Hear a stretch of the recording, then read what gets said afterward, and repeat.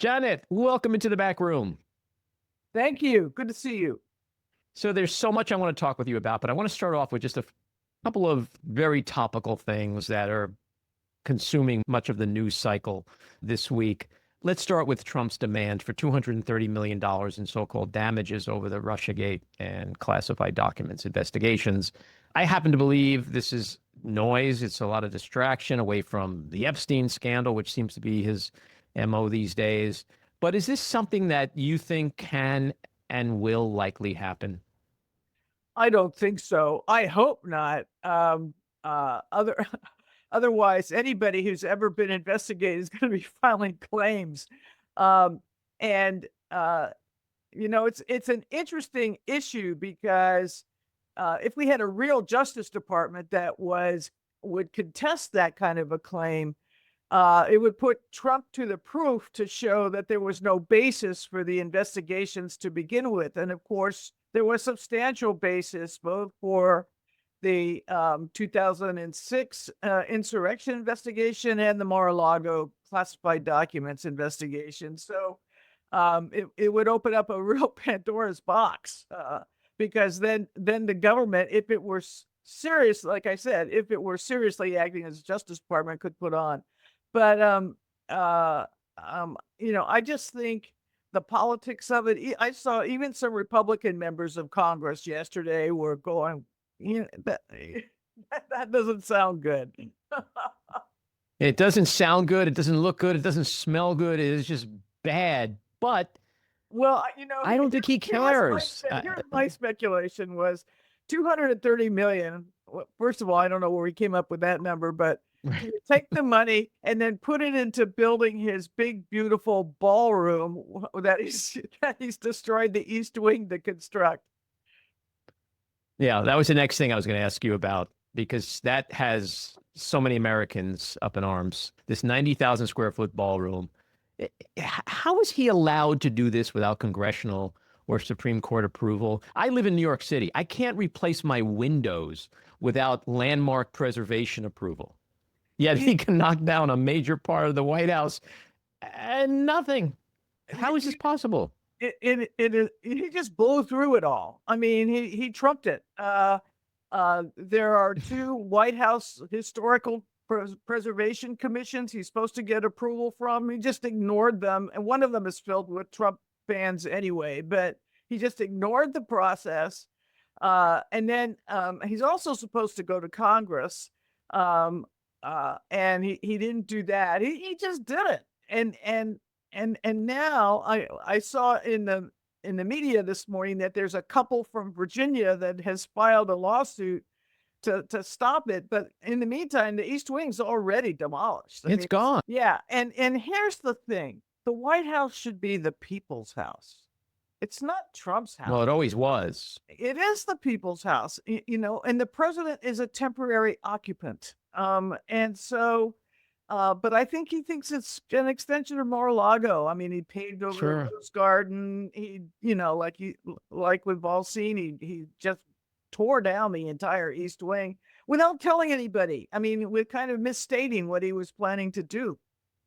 Well, he lied about what he was going to do. He said, "I'm not going to touch it," Yeah, and yeah. of course, like everything else, it turned out to be a lie. But I was thinking about it this morning because I'm always trying to understand him. I try to get in his head because if we try to understand and analyze Donald Trump and explain his actions and words through the lens of two normal people, sane people, we will go crazy. So you have to sort of be in his head.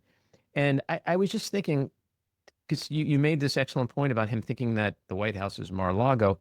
That's what we've seen for the last 10 years. Donald Trump used to sit in the corner office of his business. And when you sit in the corner office, you are the boss. When you say jump, everybody says how high.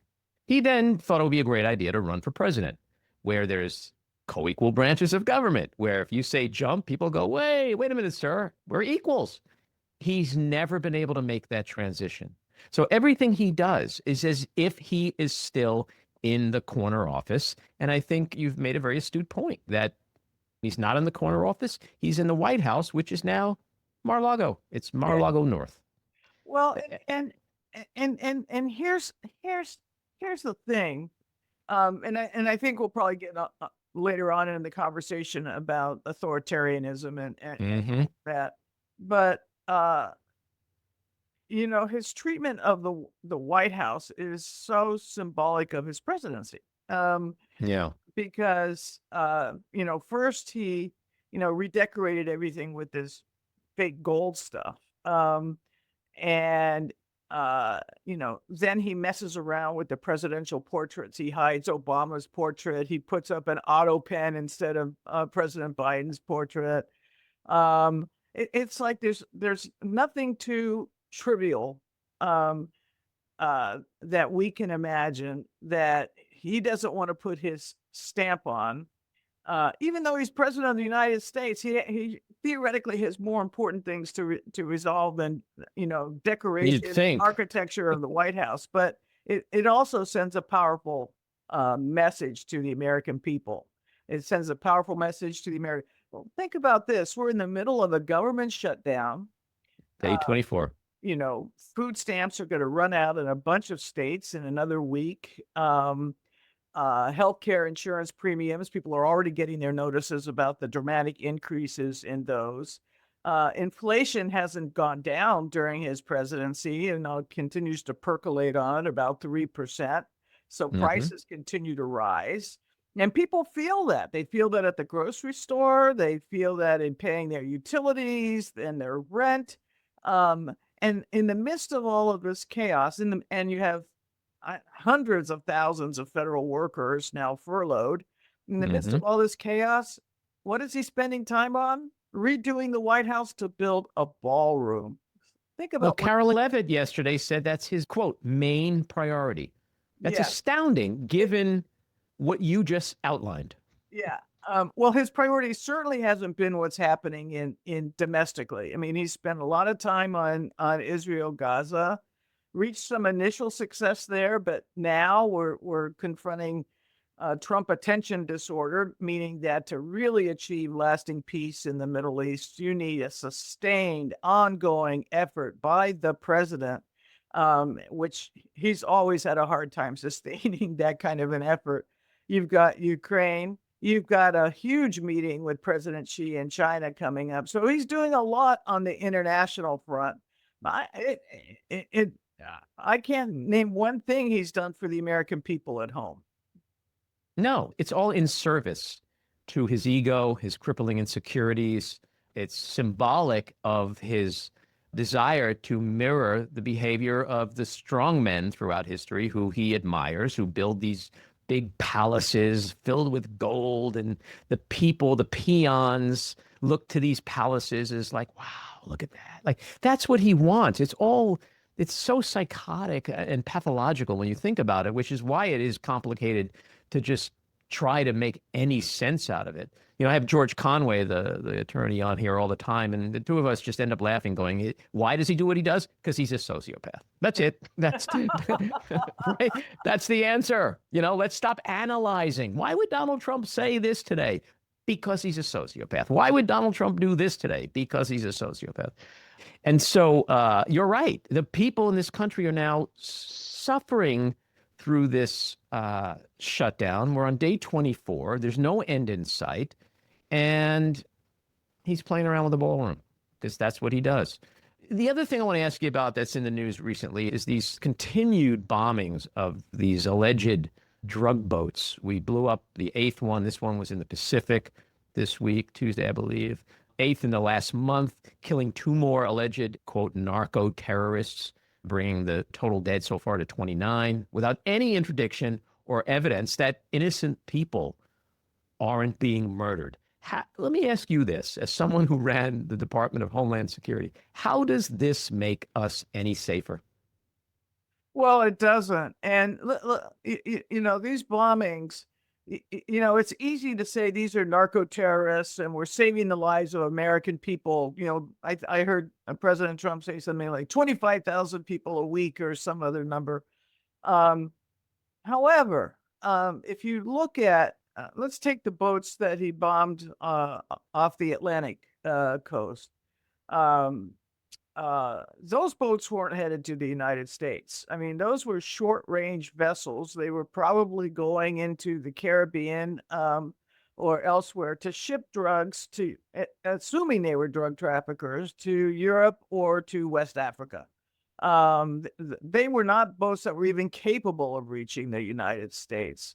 And I think probably the same is true of the boat in the Pacific. So just the targeting of these particular vessels is suspect. They've never released any information about why they thought these boats were particularly bad.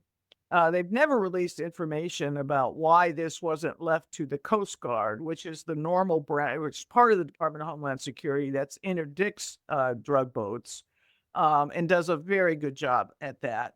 They've never explained the law. Let's assume the worst, that these were the drug kingpin narco heads, bringing drugs to the United States. By the way, these were mules. These are people who do the transportation are very low level in the drug world. We don't have the death penalty for that. Under American law, we don't have the death penalty for that. So he's kind of unilaterally, without a declaration of law, imposing the death penalty on suspect intelligence on these drug boats. Now, don't get me wrong. Drug trafficking is a real problem. I've dealt with it. I dealt with it as a federal prosecutor. I dealt with it as a border state governor. I dealt with it as secretary. Do not get me wrong. But this is very performative. It's not real, except for the people that were killed. But you see, that's the part, to jump back to the word sociopath, which I don't throw around lightly. That's the part that should be so troubling if you just stop to think about what he's doing. He's like a teenager sitting in a room playing Grand Theft Auto. He is just murdering people without knowing whether there are mothers who have children at home or fathers who have children at home. It's astounding. The United States president is just blowing shit up and murdering people without giving the American people or Congress any proof, any logical reason for or justification for these missions other than the lie, which, jumping back to Gaza for a second, which is no different than him now, despite all the facts on the ground, claiming he solved the 8th war. I think you also have to think about it. Is this really about the drug war, or is it about regime change in Venezuela? And I think the Secretary of State Rubio is a longtime foe of Maduro's in Venezuela, and has a lot of knowledge about that area of the world. Rubio, he kind of specialized in that when he was in the Senate. We see press accounts that he's got CIA agents working in Venezuela. This could be part and parcel of that as an overall strategy, but we don't know, and we won't know. One thing we do know is that he's basically carrying out this drug war without going to Congress for any kind of briefing or for any kind of formal declaration. So he's just operating unilaterally like he's the boss, because in his mind, that's how he sees himself. But with Venezuela, and we talk about regime change, what we do know is that regime change never works. It never works. How does that make us safer? Well, our previous experiences with regime change have not actually been very successful, as we've seen in numerous examples. What I'm trying to do is say, well, maybe there's a bigger strategy, a bigger global view than just blowing up a bunch of low-level drug boats. I agree with you that might be their ultimate big geopolitical goal here, military goal. But that doesn't work. So no matter how you look at it, no matter how they try to justify it or spin it, it is probably the opposite of keeping us safe on so many levels, let alone what it does to the rule of law. Well, I think, and now, as a former Secretary of Homeland Security, a number of the actions of the administration, if anything, have made the country less safe. I'll give you one example. cybersecurity. We live in a networked world. Our critical infrastructure, our electricity, our water, our dams, our hospitals, etc., all rely on cyber networks, our telecommunications, all of it, and there's been increasing evidence of activity on there by adversaries, China, Russia, Iran, and the key U.S. agency that's to work on the cybersecurity of our critical infrastructure is in DHS. It's called CISA, the Critical Infrastructure Security Administration. And what have they done? They've reduced CISA by almost 50% and removed or fired almost all the people who were truly expert on some of these kinds of infiltrations. Why? Because among its remit, CISA also did election security. And going back to the controversy over 20, he just can't get over it. Anything having to do with elections, bad. So all those people are gone, and that is leaving the United States and the people of the United States horribly exposed. They're also diverting a lot of the resources of law enforcement, of counterterrorism, of the FBI, the Department of Justice, to immigration, which I want to ask you about. You oversaw major immigration enforcement and border initiatives during your time in office. How would you assess the current state of U.S. immigration policy under President Donald Trump? Well, I'll break it into two parts. One, the southern border is, by any measure, more secure than it was. And actions they've taken on the southern border, although very expensive, have had a good impact. And so we give them the border. The challenge is, what do you do with the 10 or 11 million people already in the country who are here here illegally, who are undocumented? And there's a vast difference amongst those people. They're not all the same. Some have committed other serious crimes. They need to be apprehended and deported right away. That's what we focused on in the Obama administration. Some have just come over. They're new entrants, so they have not yet formed any kind of community or family relations within the United States. I think those people are eligible for deportation. And then you have this big middle group of people who have been here, 10 years, 12 years, 15 years. They have had children while they've been in the United States. They're working. They do a lot of work in areas that U.S. citizens really aren't willing to do.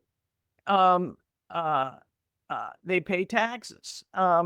And it's going after those people and trying to do a mass deportation of those people, where I think we see all of the over aggressiveness on the part of ICE. And we also are beginning to see resistance on behalf of the American people. They're saying, well, we didn't vote for that. We wanted to get out those bad criminals. And I would add to that the brand new entrants. We didn't vote to knock off Carlos, who's been my gardener for 12 years. We didn't vote to get rid of Carmen, who's been cleaning my house for 10 years. We didn't vote to get out John and Mary's parents, who go to our school and are members of the PTA. That's not who we that's and then in the context of this kind of trying to weed out everybody, they're picking up U.S. citizens, they're separating families, and they're doing these very dramatic surges using the National Guard and others in places like Chicago and Portland and Los Angeles. And that raises a whole nother set of questions about the exercise of presidential power. But does it make us safer? I think if you live in those communities, they'd say it's the opposite. It's raised tensions. It's got everybody on edge. And it's the opposite of kind of federal, state, local coordination, which was one of the hallmarks of DHS in its early days. So, um, uh, and it's all driven by this notion that somehow we can rid the United States of 10 million people without anybody noticing. And that just ain't going to happen. It's always hard to analyze anything he and this administration do because it's become abundantly clear that regardless of what the subject is, there's no core philosophy. There's no long-term strategic planning that took place. Like, to me, everything regarding his immigration policies is designed as red meat for the MAGA base, which is founded on race. So that's why we have the court helping him now to racially profile in places like LA, which is why he doesn't have a problem with white South Africans coming to this country. Like, immigration is fine, apparently, to Donald Trump, as long as it comes from the right countries and people are of the right color. But I do agree with you that this is not what they voted for. They were told that he's going to go after the criminals. And clearly that's not happening. And we see it night after night on the news. People come home from work and they're watching mothers being ripped apart from their children. And so where does this go?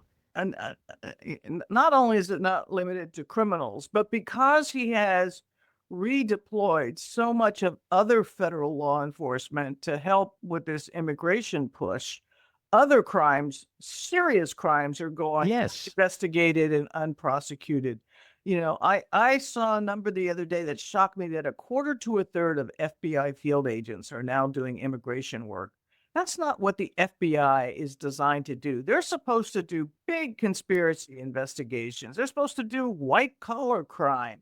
They're supposed to be doing serious human trafficking and cases and other types of matters that have a broad impact across the United States. They're not supposed to be going with ICE agents picking up a flower vendor or a tamale seller. So, and you see that ATF, which is supposed to do arms trafficking, they've been redeployed.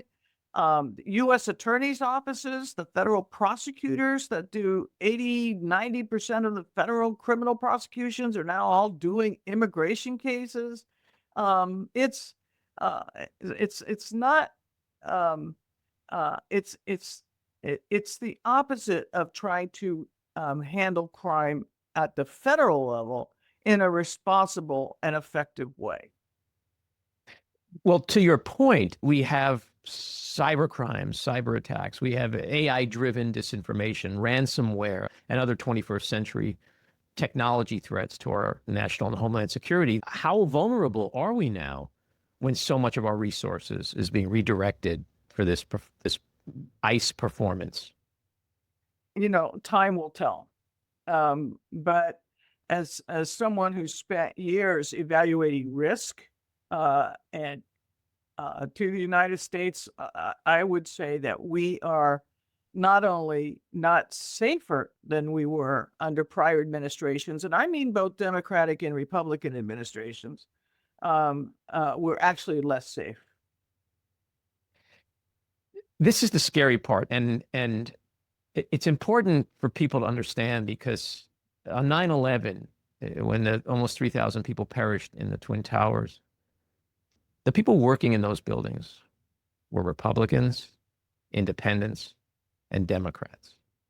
So it's chilling to hear someone with your background and your expertise tell us all that something awful can happen tomorrow, a month from now, 6 months from now, because we're not prepared, which is what happened on 9/11. We were unprepared. We were asleep at the wheel. We learned pretty quickly, but there was a lot of human suffering and carnage in order to get there.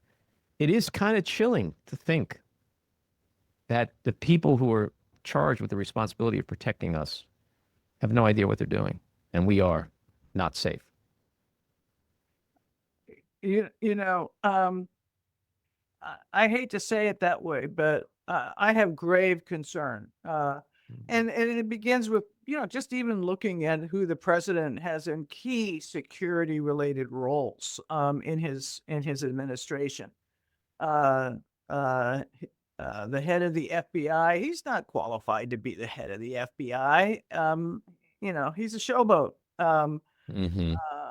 The head of the Department of Homeland Security, no comment. I mean, I just can't go there. I was going to ask you about her. Yeah. Uh, the head of the Director of National Intelligence, Gabbard, is ridiculous. And is known to kind of twist intelligence to meet a political agenda versus what intelligence is supposed to give the president, which is this is what we know, this is what we don't know, these are the risks associated with what we don't know, these are the risks associated with what we do know here, and even if it doesn't meet what the president believes, these are the facts as we know them. Instead, kind of twisting them around so that the quote facts meet what she believes to be what the president desires to hear. That's a very dangerous situation. See, this is the part I don't understand. These people all have their own lives, their own families, their own children. Don't they care? I mean, again, maybe that's a rhetorical question, but do you think it's just hubris or willful ignorance or denial that we don't have to worry about this stuff? Domestic terrorism, cyber attacks, our enemies who are not asleep at the wheel, they're watching, right? I I don't don't, know. I don't know. You're getting into psychology that I right. far beyond my expertise. I would say that my perception is that um, the people that the president has around him all were selected because they would feed the president and agree to whatever he wanted, whatever he said, and then that they would then spend their efforts not trying to interpret what's best for the American people, but what is President Trump? What does he want to hear? That's what I'm going to give him. Yeah. So the Department of Homeland Security was created after 9/11 to protect us Americans from external threats, global threats. Over the years, do you think there's been enough of a shift in focus towards internal threats such as domestic terrorism, election interference, political violence? So threats evolve; they're not static. Hmm. When I became the secretary in 2009, aviation security was still the number one threat vector. And we speculated that that was because foreign terrorist groups viewed 9/11 as kind of a gold standard, as kind of sick as that is. But then, that's why. And we were dealing with a lot of aviation security. I spent maybe 10% of my time on cybersecurity. By the time I left almost 5 years later, I was spending 40% of my time Wow. on cybersecurity. So the point is that threats change and the threat landscape changes. We did see the rise of domestic groups that were not just espousing political violence and violence against their fellow citizens, but trying to actively plan and for that. Um, uh, i- I think that has grown over time, and I think one of the problems with the current administration is that they totally downplayed those kinds of investigations and efforts, both at the FBI and at DHS. In fact, the unit at the Department of Homeland Security that collected intelligence and did analysis on these groups has been totally disbanded. So they don't even exist anymore. The focus is on Antifa, which my understanding is it's not a group, it's an ideology, and it's a word that scares people. But and to be sure, there are far left activists who have committed violent crimes. I will not say that hasn't happened. What we saw was that was one small section of the growth, but by and large, the larger section was from the far right. Yeah, well, that certainly doesn't match up to the rhetoric that comes out of the White House and in the right-wing media ecosystem. But do you think we're more vulnerable now from internal threats than we are from external threats? That's hard to say. I think we're vulnerable on both. Hmm. Uh, What I, do you see as our biggest threats? Let me put it that way. I don't rack and stack them that way, but Hmm. you know, I would put cyber up there. Hmm. Um, uh, I would put information security up there. Um, Hmm. uh, uh, I uh, I would put nuclear proliferation up there. There are a lot of countries around the world trying to get nuclear capability. Uh, but there are so many threats and risks that what you have to do is you have to collect as good information as you can. You have to make judgments as best you can. You have to deploy your resources as effectively as you can. And then you have to be prepared to respond and to recover quickly. So we've talked about the diversion of resources towards immigration, and you touched on this much earlier in our conversation about Trump's autocratic overreach, his weaponization of the Department of Justice.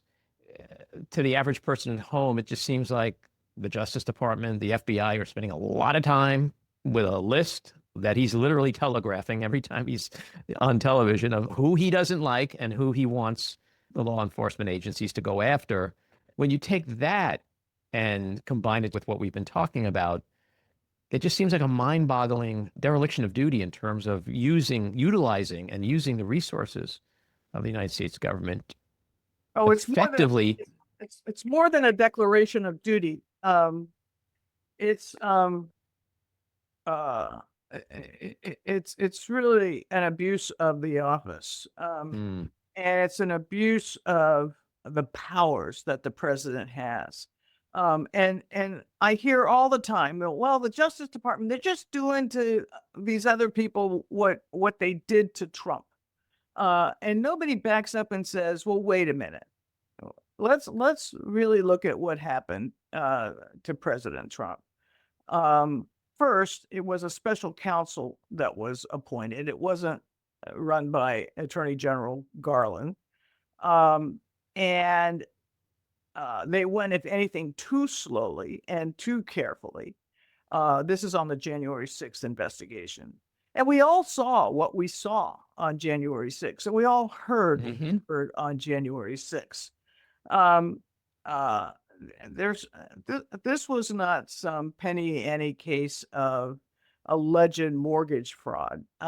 This was a real effort to overthrow a legitimate presidential election. And on the Mar-a-Lago case, forgive me, but I've dealt with classified information for years.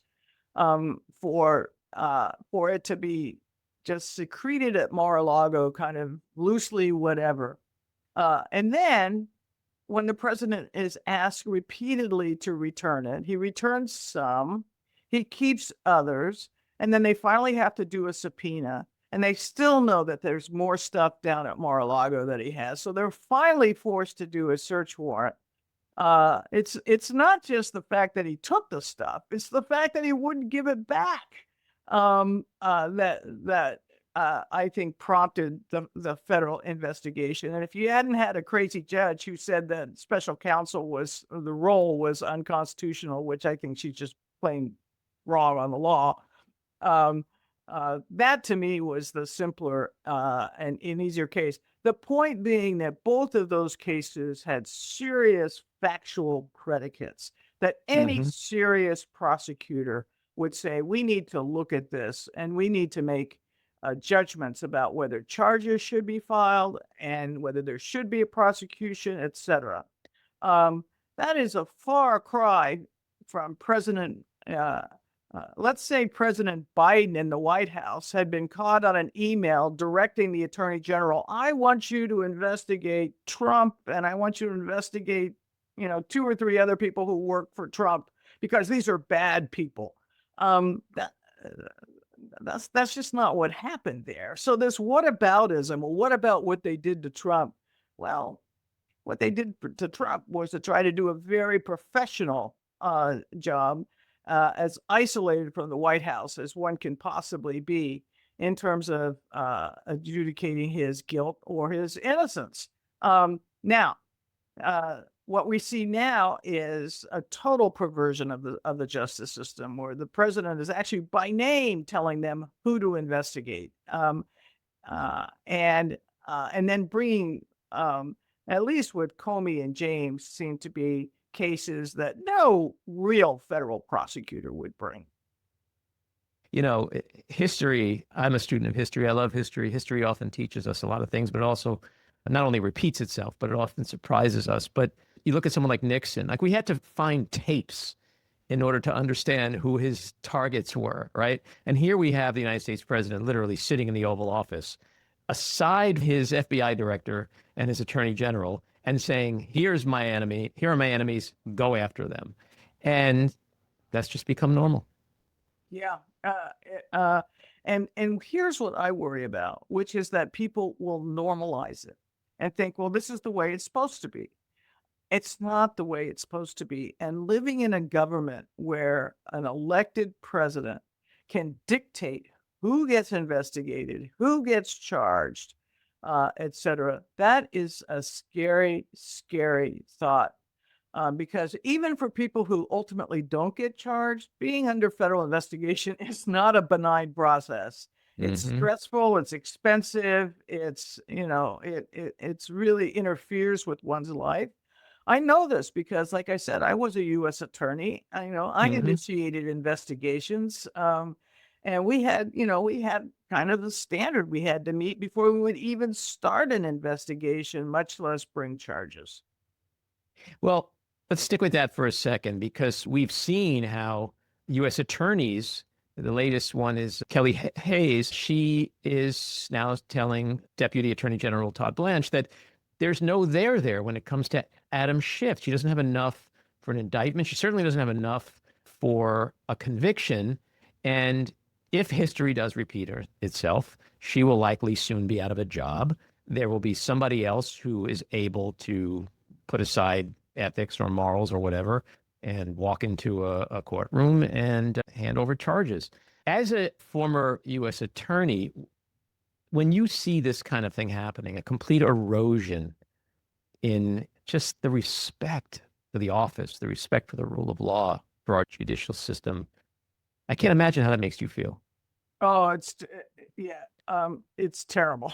It's a terrible feeling to watch what's going on. And the U.S. attorneys, which is one of the little understood but most important roles in the federal government, these are the chief federal prosecutors in the districts around the country who handle 90% plus of the criminal prosecutions in the United States brought by the U.S. government.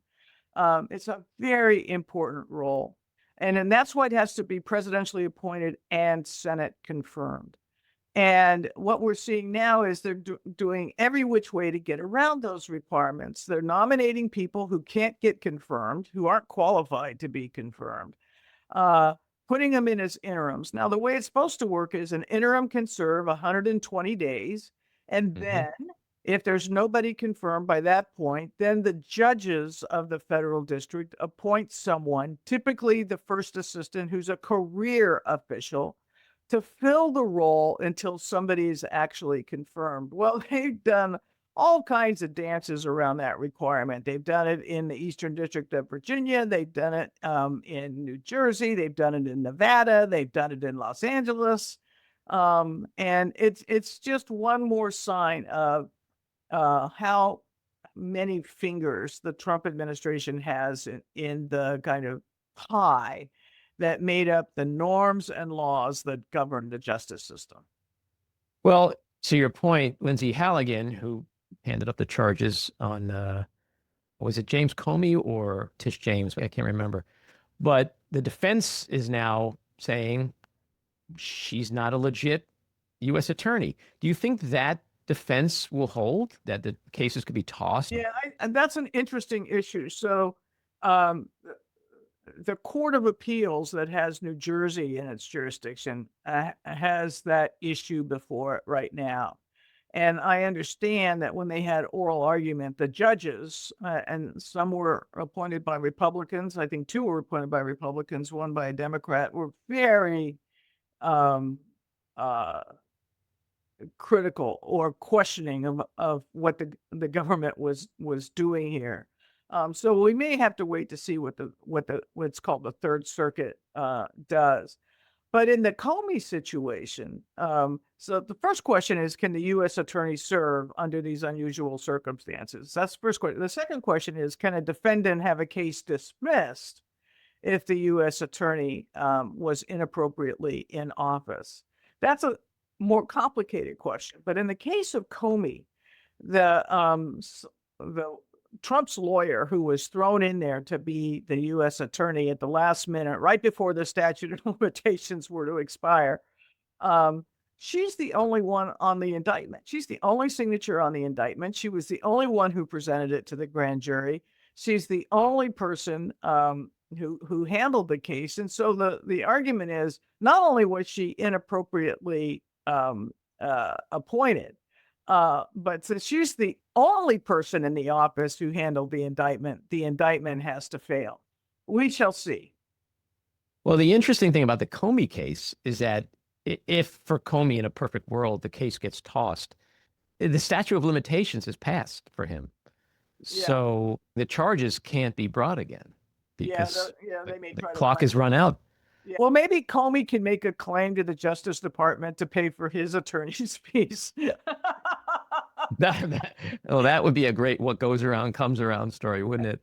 When we look at Donald Trump's deployment of National Guard troops around the country, much of the coverage, much of the anger that we Americans have is about what it's been doing to us, what it's been doing to undocumented immigrants that you were talking about, people who have been rooted in their communities for years.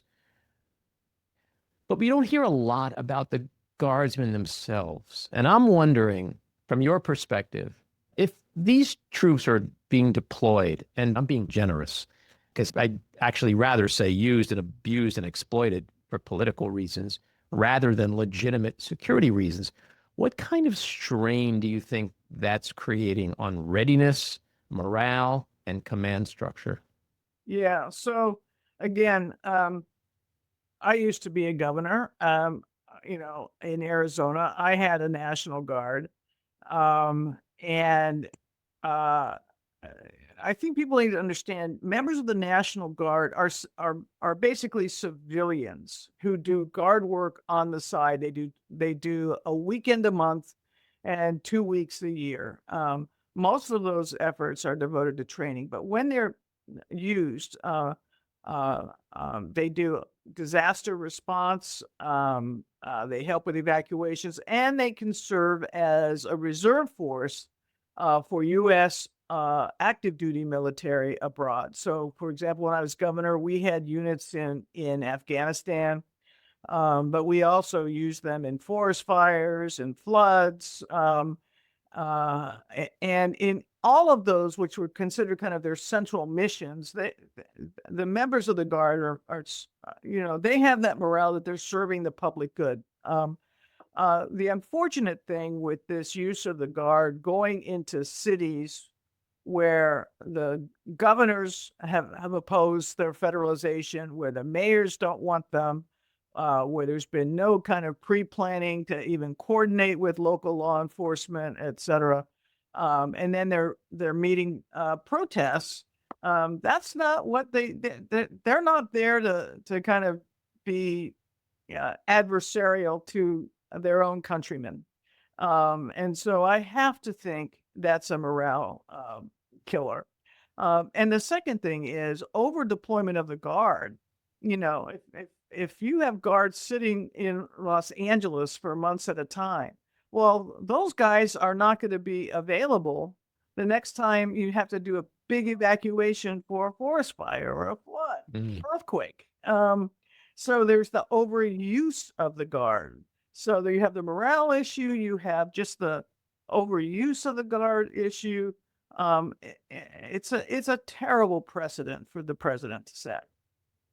Yeah, well, it's wrong and inappropriate on so many levels. I want to ask you about last week's No Kings protests. There were around 2,600 of them nationwide. Estimates had the attendance up around 7 million. People were marching against Trump's autocratic overreach. But Trump, Speaker Mike Johnson, and other Republicans called it a, quote, hate America rally, called the protesters, quote, pro-Hamas, Marxists, communists, and, as you mentioned before, Antifa people. How dangerous is this rhetoric when it's used and directed against citizens merely for exercising their First Amendment rights? Oh, it was ridiculous. I mean, they were so over the top. I almost had to laugh. I mean, we could see what we saw. You had people in different costumes. You had great signs. I mean, really clever signs. Awesome sons.